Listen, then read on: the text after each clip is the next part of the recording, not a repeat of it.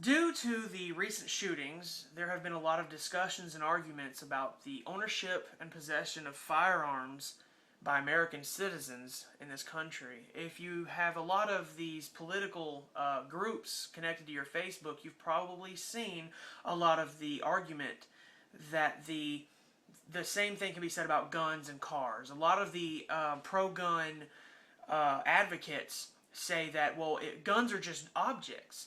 Why don't we ban cars too? Because a drunk driver might use them. And then the anti-gun groups come out and say that's nowhere near the same thing. Let me try to clear it up a little bit since there's so much confusion there. A gun is just an object. If I place it on my table and no one touches it, it sits there, it doesn't shoot anyone, it doesn't touch anything, it just sits there. Nothing happens. No one gets hurt. The same thing can be said about a car. A car is also just an object. If I take the keys out of the ignition and leave my car parked in the driveway, it's not going to hurt anyone or damage anything. It just sits there, the same as my gun. Now, if you were to take a dangerous or mentally disturbed person and put my gun in their hand, you now have a problem. They may hurt somebody. Now, you can say the same thing about a car. Take a bad driver, or a drunk driver, or a mentally disturbed person, give them the keys and put them in that car, you now have the same thing as that gun, a dangerous object. But it's all because of the person. If you remember my original beginning of this, the gun and the car, they both sit there and they do nothing until that bad person is in possession of the car or the gun. It's the same thing. You can't say that, well, the drunk driving a car scenario is different than the insane person with a gun.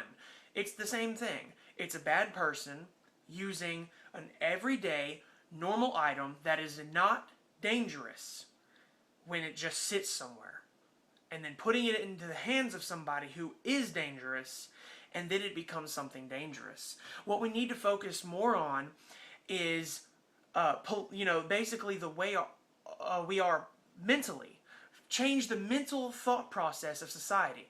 A lot of people say, well, watching violent TV and playing violent video games has absolutely no effect on the human brain and how we react and how we see things. That can't be true. If that were the case, companies would not spend $3.8 million for a 30-second commercial during the Super Bowl games. That little bit of commercial time, that 30 seconds, is enough to capture your attention and capture your imagination, and it helps influence people to buy things. Okay, and that's just a 30-second ad. Okay, the same can be said with movies and violent video games. If 30 seconds is all it takes to influence our mind, influence our imagination, and make us want to subconsciously want something or go out and buy something in some way, how does a 2 to 4 hour movie full of violence and killing, or the kids who play 10 hours of non-stop violent gore death video games, how does that not have the same effect as the 30-second movie, the 30-second commercial? It has the same effect, only on a much larger scale. If we watched a 2-hour show about buying beer, you know what, you're probably going to want to go out and buy some beer if you drink at all.